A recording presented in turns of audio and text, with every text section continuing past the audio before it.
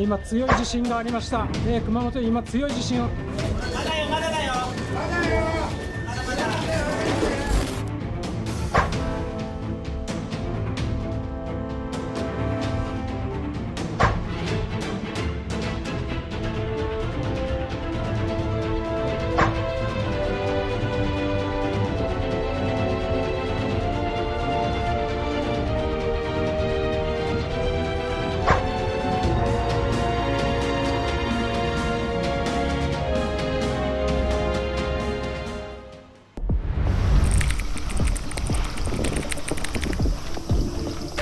嘘。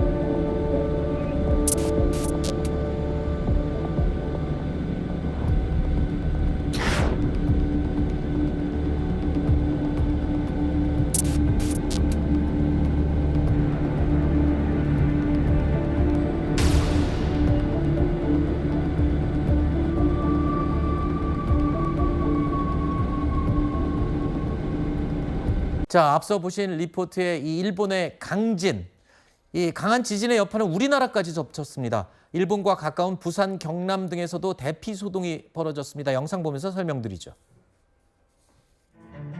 천장에 걸려있는 조명이 갑자기 흔들립니다. 부엌 벽에 걸린 조리도구들도 좌우로 마구 흔들리는데요. 건물까지 흔들리면서 일부 주민들이 밖으로 대피하는 소동이 벌어졌습니다. 너무 놀래서 애들 둘이를 데리고요. 건물 밖으로 막 뛰쳐나가고. 의자가 휘청인다고 해야 되나? 그렇게 느꼈었고 저뿐만 아니라 다른 동료들도 다 지진을 느껴서 밖으로 대피를 했습니다. 자, 7.1 규모의 강진이 발생한 곳이 바로 여기입니다. 일본 큐슈의 구마모토현입니다. 자, 이러다 보니까 우리나라 남부, 경남, 부산, 울산에서도 이 진동이 감지된 건데요. 비교적 거리가 먼 경기도에서도 흔들림의 신고가 접수가 됐습니다. 그런데 문제는 아까 제가 말씀드린 것처럼 이 구마모토현, 이제 피서철 여행 시즌이 곧 코앞에 오는데 여기 또 한국 관광객들이 아주 많이 찾는 곳이라면서요. 일부 여행객들의 경우에는 좀 무섭다, 그리고 항공권을 바꾼다라는 이야기까지 나오고 있는 상황입니다. 국내에서도 건물 안에 머무르면서 진동이 느껴질 정도의 그 강한 진동을 느낀 그런 상황이고, 앞으로 이 피해가 더 커질 수 있다라는 관측도 있는 만큼 많은 사람들이 가슴을 졸이면서 지켜보고 있는 상황입니다. 네. 문제는 앞으로 더 큰 강진이 발생할 수도 있다는 건데요. 일본 기상청이 앞으로 최소 일주일을 조심해야 한다라고 경고를 했습니다. 바로 10년 전의 악몽 때문이겠죠? 그렇습니다. 2016년에도 구마모토현에 규모 6.5 지진이 발생했던 적이 있었거든요. 그런데 28시간이 지나서 7.3의 강진이 또다시 발생했습니다. 그러면서 사실 일주일 동안 여진이 계속됐기 때문에 이번 지진 역시도 일주일 동안은 강한 여진이 또다시 올 수 있다. 이 부분에 대한 대비를 해야 된다라는 이야기가 현지에서도 나오고 있습니다. 네.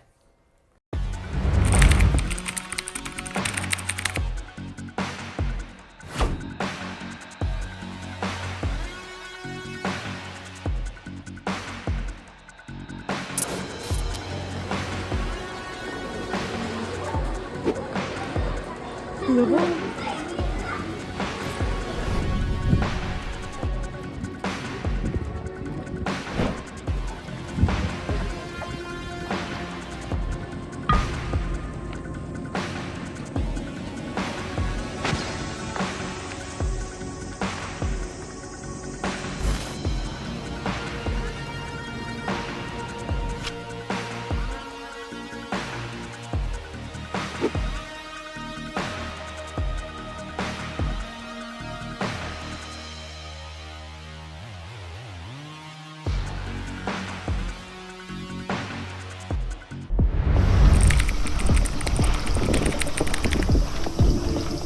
嘘。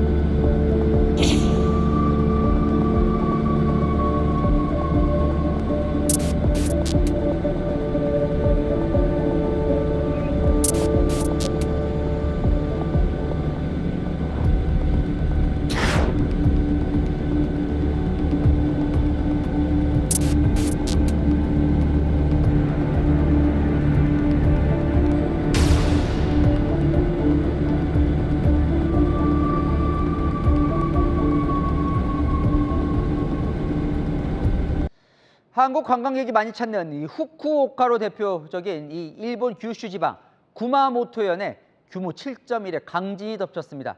현장은 그야말로 아수라장이 됐습니다. 진열대가 무너지고 쓰러진 구조물 사이에 사람이 갇히는 아찔한 순간도 포착됐습니다. 10년 전 악몽이 재현된 구마모토 현지 상황 이서영 기자가 전해드립니다. 강진이 발생하자 대형마트 안에선 겁에 질린 아이들이 울음을 터뜨리고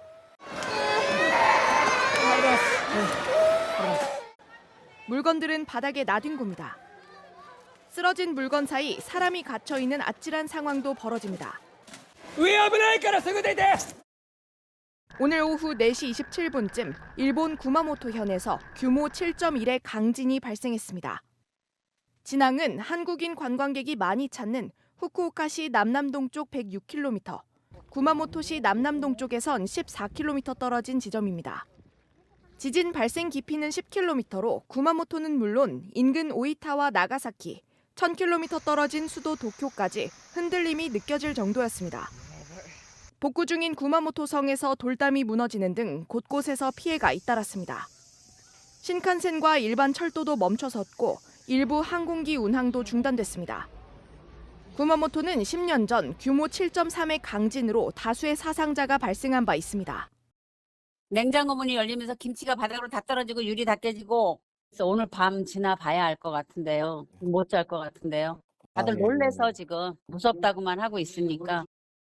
結構前あった熊本地震の時ぐらい揺れてて、テレビとかもちょっと倒れたりするような、今もずっと余震が続いてあるみたいです。中心部でも結構揺れが大きかったみたいです。 인근 해안에 쓰나미주의보는 발령됐다 해제됐지만 일본 NHK 방송에 따르면 최소 50명이 부상을 입은 걸로 전해집니다. 일본 기상청은 2, 3일간 여진이 이어질 수 있으니 최소 일주일간 지진에 주의해야 한다고 당부했습니다.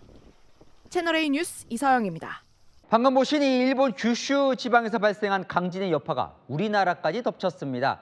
일본과 가까운 부산과 경남, 울산 등에선 건물이 흔들리고 조명이 요동치면서 긴급 대피하는 소동도 벌어졌습니다. 허준원 기자입니다. 천장에 걸려있던 조명이 벼랑간 흔들립니다. 어머머. 부엌벽에 걸린 조리도구들도 좌우로 움직입니다. 일본 구마모토와 가까운 부산과 울산, 경남 등 지역에선 상당수 주민들이 지진동을 감지했습니다. 건물이 흔들리면서 일부 주민들이 밖으로 대피하는 소동도 벌어졌습니다. 너무 놀래서 애들 둘이를 데리고요. 건물 밖으로 막 뛰쳐나가고. 의자가 휘청인다고 해야 되나? 그렇게 느꼈었고 저뿐만 아니라 다른 동료들도 다 지진을 느껴서 밖으로 대피를 했습니다. 부산과 경남, 전남, 광주, 제주 등에선 계기진도 3의 진동이 감지됐습니다. 건물 위층의 사람은 현저히 느끼고 정차한 차가 약간 흔들리는 정도의 진동입니다. 강원과 경기, 대구 경북과 울산 등에서도 계기진도 2의 흔들림이 있었습니다. 별다른 피해는 접수되지 않았지만 소방당국엔 수백 건 넘는 지진 유감 신고가 접수되기도 했습니다. 채널A 뉴스 허준원입니다. 강력한 토네이도가 미국 중서부 위스콘신주를 강타했습니다. 보시면 위력이 어마어마합니다. 주택은 무너지고 차는 뒤집어지고 순식간에 도시를 집어삼켰습니다. 뉴욕에서 백승우 특파원이 보도합니다. 대형 트레일러가 강풍에 떠밀려 고속도로 중앙분리대 위에 아슬아슬하게 걸쳐 있습니다. 또 다른 도로 위엔 뜯겨나간 철제물이 차량들을 덮쳤고 큰 버스는 아예 뒤집어졌습니다. 먹구름 아래 거대한 소용돌이는 지상을 휩쓸더니 순식간에 도시를 집어삼킵니다. 미국 중서부 윈스콘신주 일대를 토네이도가 강타한 건데 최고 시속 200km 안팎의 강풍이 몰아쳤습니다. 마을은 지붕이 뜯긴 주택과 쓰러진 나무, 뒤집힌 차량들로 아수라장이 됐습니다. Multiple businesses and homes have been severely impacted. The damage is extensive. At this point, we are unaware or unsure of how bad the damage is because many roads in those same areas are impassable. 애플턴과 메나샤 일대에서는 3만 명이 넘는 주민들이 정전 피해까지 입었습니다. We had absolutely no idea that these trees went down and there was this kind of damage. But we only lost power for a snap like that, just long enough so we have to reset everything now. 사망자나 부상자 집계는 아직 알려지지 않았고 현지 당국이 추가 피해 여부를 확인 중입니다. 미 국립기상청은 폭염으로 축적된 뜨거운 습한 공기와 강한 저기압이 만나 토네이도가 발생한 것이라고 분석했습니다. 뉴욕에서 채널A 뉴스 백수호입니다. 펄펄 끓고 있는 중국으로 가보겠습니다. 밖에 세워둔 자전거 안장 온도가 60도를 넘길 정도로 덥다는데요. 시민들은 지하 방공호나 공항으로 피서를 떠나고 있다고 합니다. 베이징에서 성시원 특파원이 현장 취재했습니다. 점심시간 베이징의 한 식당 거리. 바깥 테이블을 한산하고 반대로 회사 건물 1층엔 음식 배달원들이 가득합니다. 아예 웃옷을 벗은 채 다니기도 하고 베이징 공항엔 더위를 피해 쉬는 듯한 사람들이 한가득 포착됐습니다. 네, 현재 베이징의 온도는 36도가 넘는데요. 밖에 세워둔 자전거 안장의 온도를 재어보니까 60도가 넘습니다. 최근 10일간 쓰촨성 청두시와 함께 최고 기온이 40도를 넘겼던 충칭시. 시민들이 폭염 대피 장소로 마련된 지하 방공호에서 피서를 즐깁니다. 열기로 달궈진 인도 울타리로 곱슬머리를 만들기도 합니다. 거리엔 대형 선풍기도 등장했습니다. 장수성 난징시에선 환경미화원들을 위해 냉각 팬이 장착된 에어컨 조끼를 지급했습니다. 베이징에서 채널A 뉴스 성시온입니다.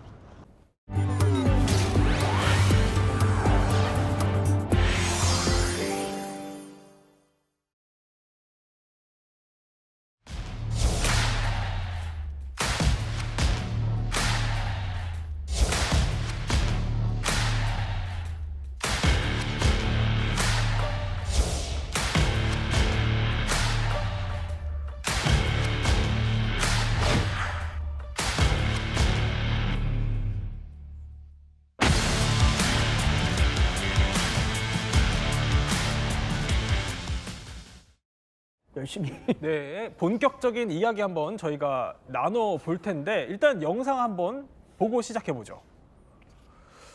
자, 이겁니다. 이게 지난 8일에 일본 아오모리현입니다. 몸을 가누기 힘들 정도로 방 안이 흔들려요. 자, 저렇게 수조에 물이 요동치면서 흘러 넘치고요. 천장에 지금 샹들리에입니다. 앞뒤로 굉장히 크게 흔들리는 모습입니다. 다른 곳으로 한번 가보죠. 자, 이번에는 소들이 있는 지금 저기가 축산 현장입니다. 보면은 곤히 잠들어 있는 이제 젖소들이 화들짝 놀라죠. 이게 갑작스럽게 이제 지진이 나기 시작하면서 축사안의 우왕좌왕 서성이는 지금 소 모습 보여드리고 있습니다. 지금 이게 지난주 일본, 그러니까 아오모리현에서 일어난 강진이죠. 맞습니다. 지난 12월 8일부터 12월 12일까지 일본 아오모리현 근처에서 최대 강도 7.5에서 6까지 범람하는 이 지진이 계속 이어졌습니다. 그래서 방금 보신 영상들 보면 굉장히 좀 두렵고 무서운 마음이 많이 드는데요. 그러다 보니까 그 일본은 2011년에 그 후쿠시마 그 지진 이후로 굉장히 큰 피해를 겪었잖아요. 그렇죠. 그러다 보니까 많은 분들이 아직도 그거에 대한 트라우마를 가지고 있어서 이 온라인상에서 말도 안 되는 뭐 유언비어나 뭐 가짜 뉴스들이 굉장히 많이 올라왔습니다. 그래요? 그 중에 하나가요.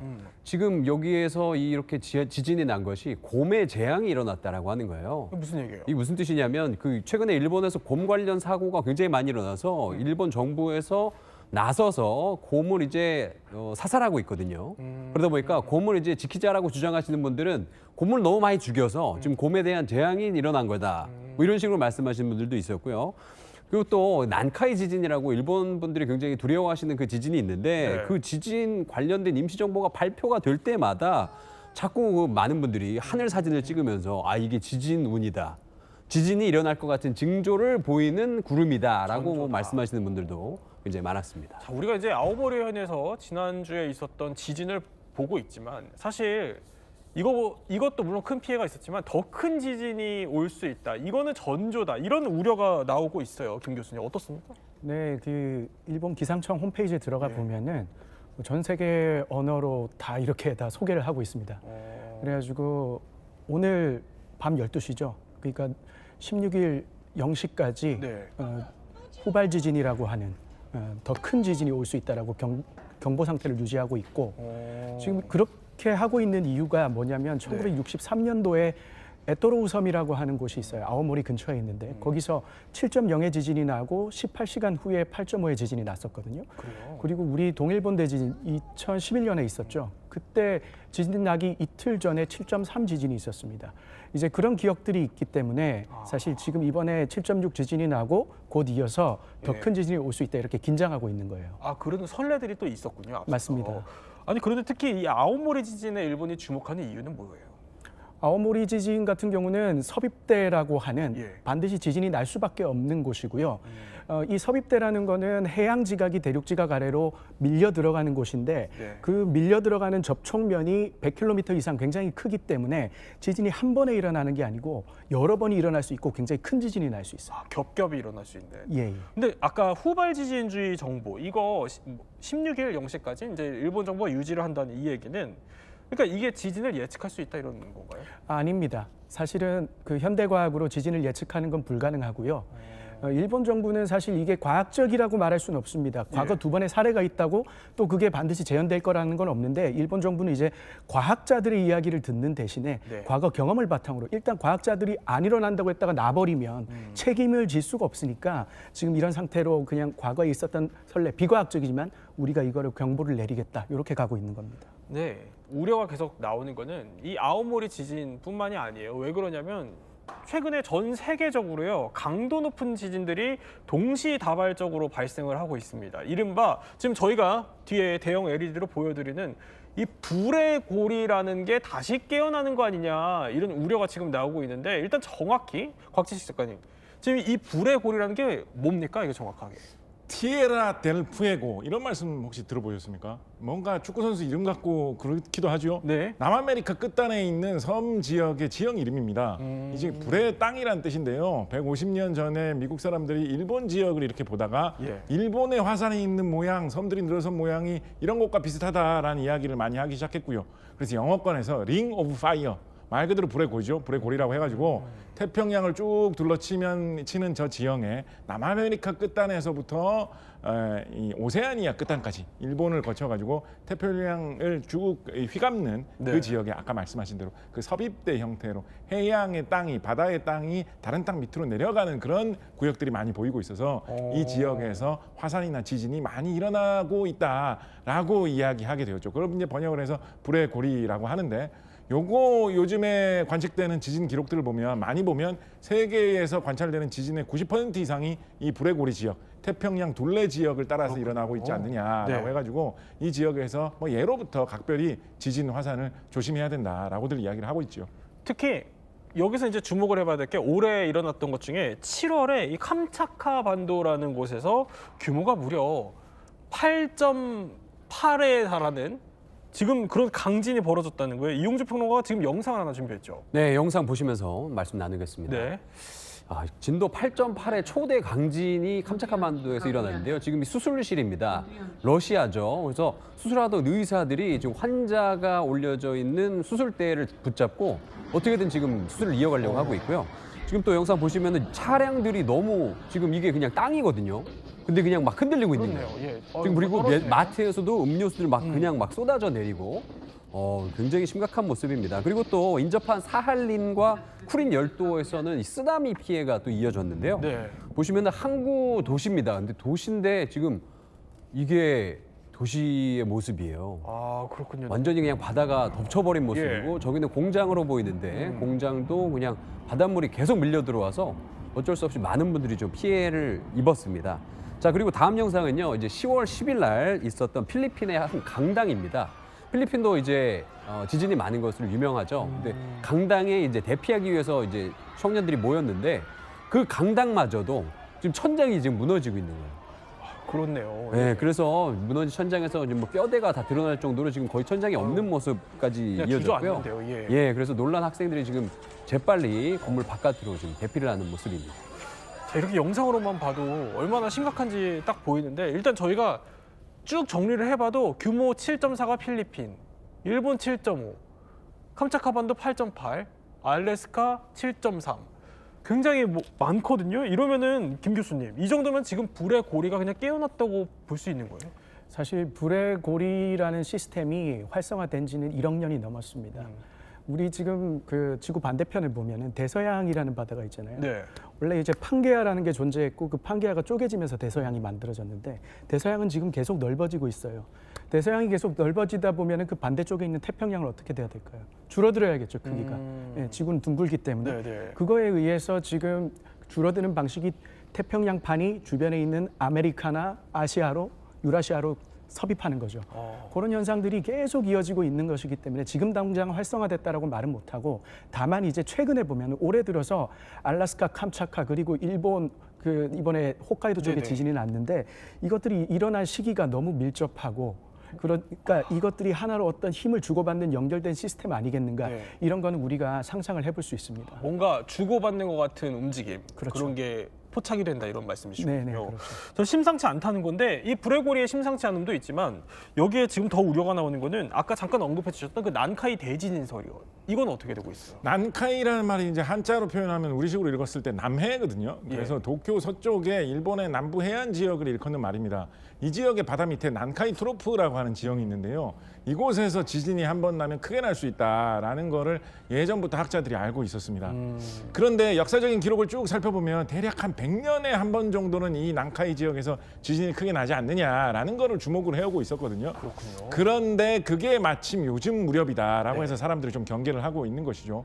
지난 여름에는 일본의 한 만화가가 자기가 꿈에서 봤다라고 해가지고 한 20-30년 전에 쓴 만화의 뭐 지진 이런 여러 가지 재난 이런 것들을 예언한 내용들을 만화로 낸 적이 있는데 그 만화에 나오는 지진이 이번 여름에 일어난다. 그게 난카이 대지진일 수 있다라는 이야기가 돌아가지고 유언비어가 흉흉하고 이랬던 적이 있었거든요. 그 우리나라에서도 상당히 많이 영향을 미쳐가지고 뭐 일본 여행 가려다가 취소하시는 분도 있었고 그렇죠. 저도 기억이 나는데 방송마다 출연을 해가지고 그 만화에서 나오는 이야기일 뿐이니까 너무 믿을 필요 없다라고 이야기했던 기억이 나는데요.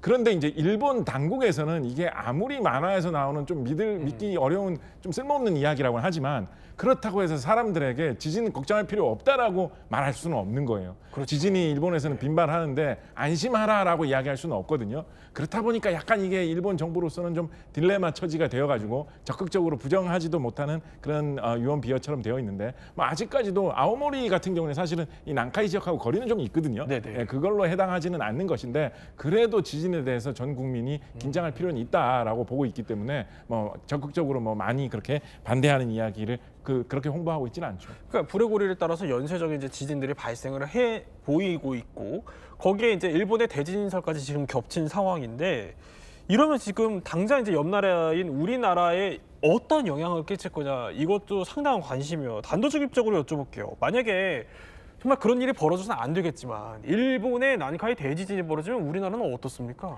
제가 대학에서 공부 시작할 때만 해도 우리나라는 일본으로부터 꽤 멀리 떨어져 있어가지고 지진으로부터 안전하다라고 배웠습니다. 그런데 2016, 17년도에 경주 포항 지진 나고 나서부터 그 생각이 굉장히 많이 바뀌었어요. 그리고 그 태평양판이 일본 아래로 섭입했던 게 어제 오늘의 이야기가 아니에요. 수억 년 전부터 일어났던 일인데 그때 당시를 보면은 과거에 우리 그 중생대 백악기 때 공룡이 살던 시대 때 그때도 태평양판이 섭입을 하고 있었는데 그때 보면 그 섭입의 영향으로 우리나라 경상남북도는 지각이 쪼개지고 거기가 하나의 거대한 호수가 만들어지고요. 그래요? 우리나라 한반도뿐만 아니고 한반도를 넘어 서해안, 서해바다, 중국 본토까지 이 태평양판 섭입에 의해서 땅이 갈라지고 화산 활동이 일어났었어요.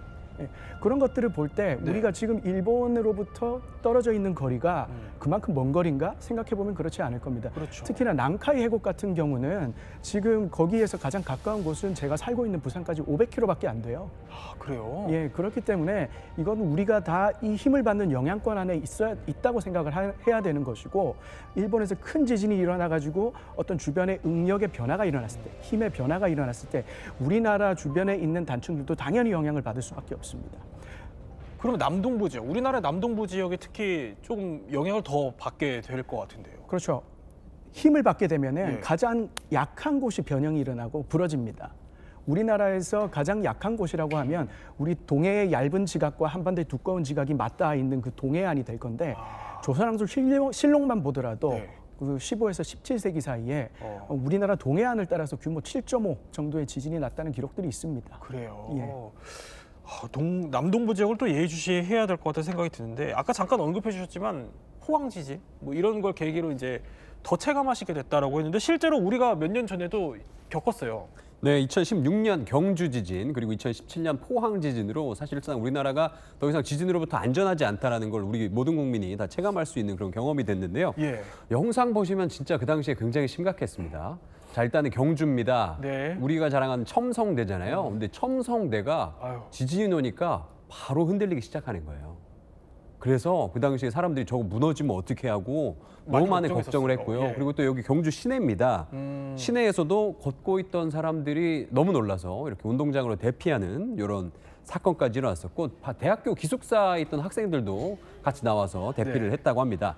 자, 그리고 다음은요. 2017년 11월에 발생했던 포항 지진인데요. 이때 상황이 진짜 심각했죠. 저 학교의 외벽이 무너졌는데 저 학교가요, 그 지진이 났던 그 진앙지로부터 3km 정도 떨어져 있었대요. 사실상 조금 거리가 있었는데도 불구하고 바로 저렇게 건물 외벽이 무너질 정도면 사실은 저거 건물에 조금 문제가 있었던 거 아닌가 이런 좀 의심까지 하게 되는 상황입니다. 그리고 저 당시에 이 상황이 진짜 심각했던 게 사실 우리나라 그 학구열이 굉장히 높은 나라다 보니까 사실 웬만하면 수능 같은 거는 그냥 같은 날에 치거든요. 근데 저 지진 때문에 최초로 사상 초유로 수능이 연기되는 그런 일까지 벌어졌습니다. 당시 그랬었어요. 근데 문득문득 또 기억이 납니다. 불과 얼마 안 된 일이었어요, 그렇죠? 10년도 아직 안 된 상황인데, 자 그런데 2017년 이 포항 지진을 잠깐 영상에서 봤던 거, 우리 김 교수님이 이걸 좀 주목해봐야 되는 현상이 있어요, 여기에? 예, 그 포항 지역에 흥해평야라고 하는 곳이 있는데 거기서 그 땅이 마치 물처럼 변하는 액상화 현상이라고 합니다. 액상화? 예, 이 현상이 일어났던 거를 주목을 해야 되는데 우리가 토양 위에다가 집을 짓고 살잖아요, 그죠? 예. 네, 그러면 이제 우리가 그 전에 기초 공사를 하고 땅을 다집니다. 그리고 그 위에 집을 지어 놓으면 안전할 거라고 생각하는데 그 안전할 거라고 생각하는 이유가 토양은 이제 모래나 흙으로 이루어져 있는데 집을 떠받치는 원리가 그 모래나 흙 알갱이들이 서로와 서로가 기계적으로 이렇게 접촉이 돼가지고 힘을 전달하고 분산시키는 역할을 하는데 지진이 나면 이 모래 알갱이들, 흙 알갱이들이 붙어 있던 것들이 다 떨어져 버려요. 떨어지면 그 사이사이로 물이 들어오게 됩니다. 그럼 마치 그냥 아주 걸쭉한 흙탕물 위에 집이 떠 있는 상태가 되는 거예요. 그러니까 그 전에는 단단한 잘 다져놓은 땅 위에 있다고 생각했던 집이 마치 그냥 아주 걸쭉한 어떤 미숫가루 같은 거 위에 있다고 생각을 하시면 됐거든요. 그러다 보니까는 건물들이 아무리 내진 설계를 해도 맥없이 넘어가는 거죠. 그러니까 진흙 위에 건물이 있기 때문에 이 진흙이면 맥없이 쓰러질 수밖에 없는. 그렇죠. 평소에는 이게 알갱이들이 이렇게 서로가 서로 간에 결합이 돼 있어요. 근데 지진이 나게 되면 이 알갱이들의 결합이 다 떨어져 버려요. 그렇군요. 자, 그러면 역사를 짧게 살펴보죠. 역사는 어떻습니까, 우리나라는? 아까 말씀해 주신 대로 우리나라 역사 속에도 지진 기록이 정말 많이 있고요. 굉장히 큰 지진 기록들도 꽤나 있습니다. 좀 생생하게 묘사되어 있는 기록으로는 조선왕조실록 1518년 음력 5월 15일부터 며칠 동안 일어났던 기록이 상당히 생생한 편인데요. 지금 여기 화면에 보여드리는 기록보다 조금 더 앞선 시대의 기록이죠. 이 기록에 따르면 서울 시내에 지진이 일어났는데 임금님이 앉아있는 의자, 옥좌가 흔들리는 그 정도가 심해가지고 사람이 손으로 잡고 의자를 흔드는 것 같았다라고 묘사를 하고 있고요. 아까 우리가 처음에 영상에서 봤었던 것처럼 가축들이 놀랐다라는 기록도 있고 또 방금 말씀해 주셨던 것처럼 땅에서 물이 솟구쳤다라는 기록도 그대로 생생하게 묘사가 되어 있습니다. 집에 있는 담장들이나 성벽이 무너졌다라는 기록도 같이 표현이 되어 있고요. 워낙에 이런 식의 재난이 많이 닥치고 심지어 그때 당시에 종묘의 담장이 무너졌다라는 이야기까지 있거든요. 그렇다 보니까 사람들이 옛날에는 이게 무슨 난카이에서 온 응력이 단층대를 자극하고 이런 걸 모르잖아요.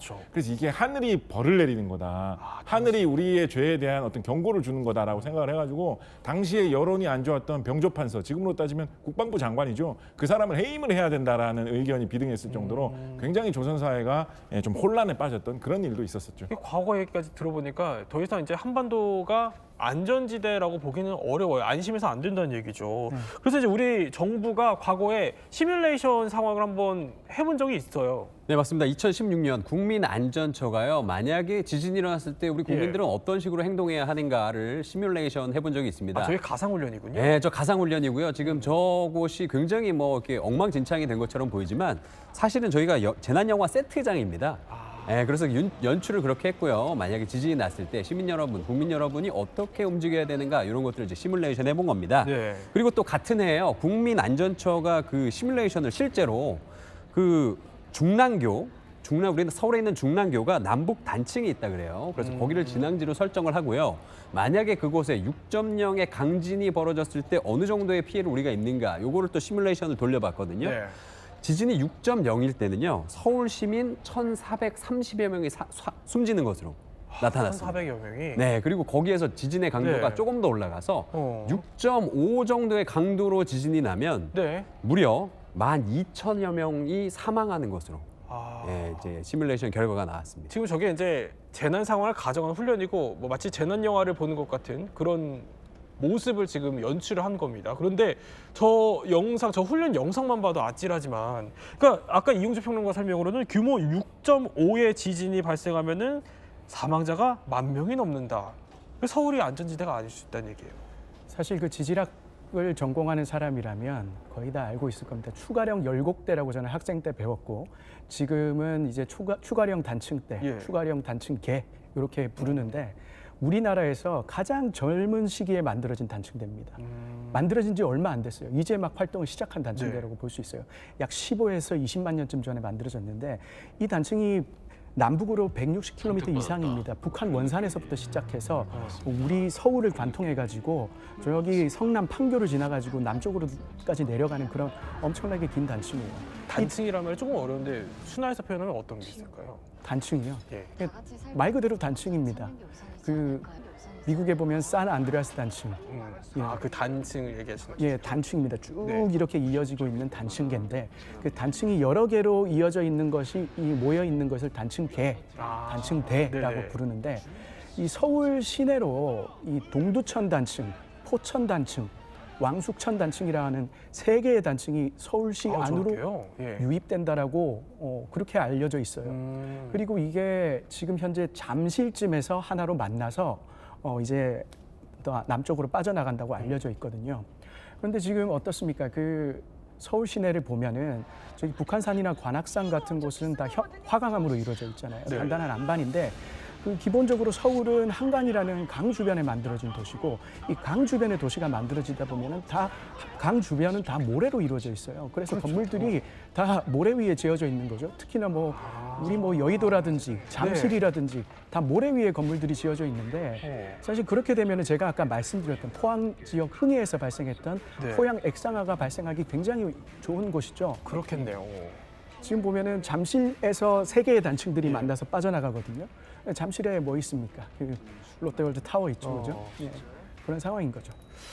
그러니까 저희가 그래서 한번 준비를 해봤어요. 이제 김 교수님을 특별하게 모셨으니까 김 교수님의 자문을 얻어서 저희가 서울에 만약에 강도 6.5 이상의 지진이 발생했을 경우 어떤 일이 벌어질까 이 가상 시나리오를 한번 짚어보도록 하죠. 자, 이게 만약의 경우를 이제 저희가 대비하자는 차원의 가상 시나리오라는 점 말씀드려보겠습니다. 일단 어떤 일들이 발생을 합니까, 김 교수님? 일단 건물들이 많이 흔들리겠죠. 예. 그리고 이제 정부에서 내진 설계를 했다라고 지금 저희가 가상 화면 한번 만들어봤어요. 전체 건물의 15%밖에 내진 설계가 되어 있지 않는 걸로 알려져 있습니다. 정부 건물들은 대부분이 내진 설계가 되어 있겠지만 지금 아파트가 나오네요. 그렇죠. 민간 건물들은 굉장히 취약한 상황이겠죠. 저런 식으로 우리 포항에서처럼 아파트의 외벽이라든지 유리창이라든지 이런 건 굉장히 쉽게 부서질 수 있고요. 그리고 무엇보다도 제가 가장 걱정하는 것은 서울 시내 액상화입니다. 땅이 물처럼 변해서 건물들을 받치고 있던 힘 자체가 약해지면 지금 필로티 건물 같은 경우는 엄청 흔들리는데요. 그렇죠, 그렇죠. 예. 그렇게 되겠죠. 예. 지금 뭐 그런 상황들이 예측이 됩니다. 네, 지금 보면 또 이렇게 다리의 균열도 가고요. 그렇죠. 지금 뭐 저기 바로 한강 위를 지나가는 다리니까 이제 모래 위에 다리가 놓여 있지 않겠습니까? 기초공사는 돼 있겠지만 어떤 모래 위에 지어져 있는 건물들은 굉장히 취약하다고 볼 수 있습니다. 교수님, 근데 이렇게 건물들이 무너지는 것도 문제지만 그게 아니라 이제 교통이나 통신, 특히 통신도 마비가 되면 뭔가 전파도 되게 힘들어지는 상황 아니겠어요? 네, 뭐 그렇게 생각을 할 수 있겠죠. 예, 뭐. 네. 근데 사실 더 무서운 거는 이게 지진이 난 이후에 그 이후에 이제 2차 재난이 오기 때문인 것도 있을 것 같아요. 네, 큰 지진에서 많은 인명 피해가 발생하는 경우가 의외로 원인이 전염병인 경우가 꽤 많이 있습니다. 전염병이요? 네, 지진이 일어나게 되면 당연히 수도관 같은 것도 다 어긋나면서 무너지게 되겠죠. 근데 대도시 같은 경우에 깨끗한 물을 공급하는 수돗물이 없으면 사람들이 살기가 굉장히 어려워집니다. 그렇다 보니까 물이 오염되고 물을 따라서 퍼지는 전염병이 퍼지면서 사람들이 목숨을 잃는 사례가 전 세계 곳곳에 대형 지진의 2차 피해로 굉장히 많이 언급되는 편입니다. 그뿐만 아니라 도시 지역에는 도시가스 관이 굉장히 많이 깔려 있잖아요. 그렇죠, 네. 지진이 일어나면 이런 것도 다 어긋나게 되겠죠. 그렇다 보니까 그것 때문에 화재가 일어나서 생기는 2차 피해가 크게 발생하는 경우도 있습니다.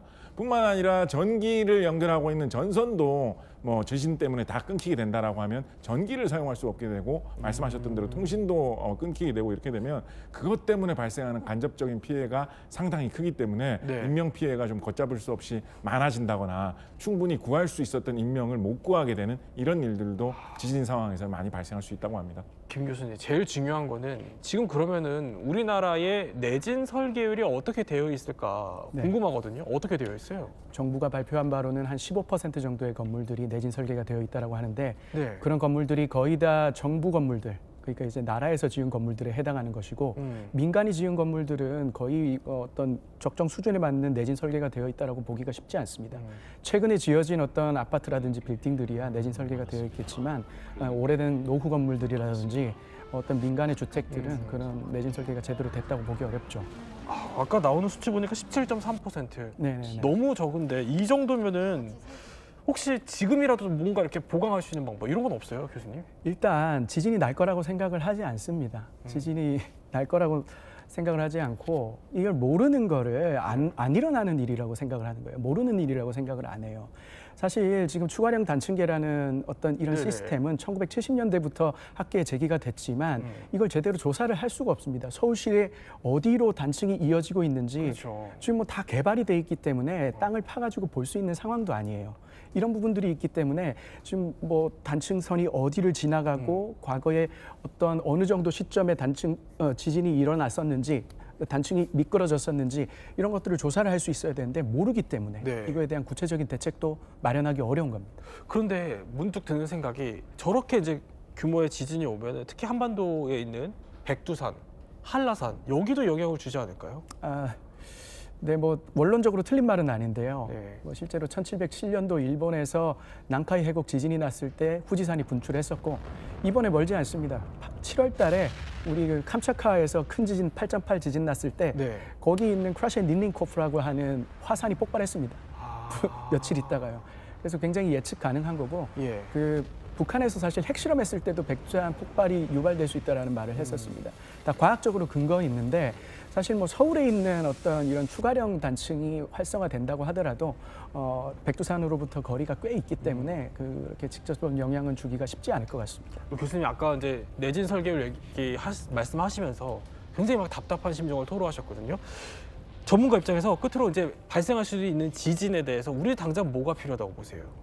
우리는 일단 조사를 해야 됩니다. 그나마 포항하고 경주에서 지진이 난 이후로 육상은 조사를 들어갔어요. 근데 일본은 한번 보십시오. 일본 육상에서 지진이 훨씬 많이 납니다, 바다보다. 그런데 이제 우리에게 항상 전해지는 뉴스들은 어떤가요? 이번에 아오모리도 앞바다에서 지진 났고 난카이 해곡 지진도 바다에서 나죠. 왜냐하면 큰 지진은 바다하고 육지가 맞닿은 그곳에서 나거든요. 우리나라도 마찬가지예요. 우리나라에서도 가장 큰 지진이 날 것으로 예측되는 곳은 동해하고 우리 한반도가 맞닿아 있는 그 경계부예요. 그런데 지금 뭐 처음에 이제 포항 경주 지진 나고 동남권 먼저 단층 조사를 했고 이제 수도권을 조사하고 있는 것으로 알고 있어요. 시간이 지나면 어쨌든 간에 육상의 단층들은 우리가 어느 정도 알게 될 겁니다. 하지만 지금 바다에 있는 단층을 어떻게 해야 되느냐 이건 아직 계획조차 없습니다. 그런데 우리가 앞으로 바다에서 여러 가지 일들을 해야 됩니다. 뭐 해상 풍력도 해야 되고 뭐 이산화탄소 지중 저장도 해야 되기 때문에 그런 것들이 대비가 필요합니다. 네.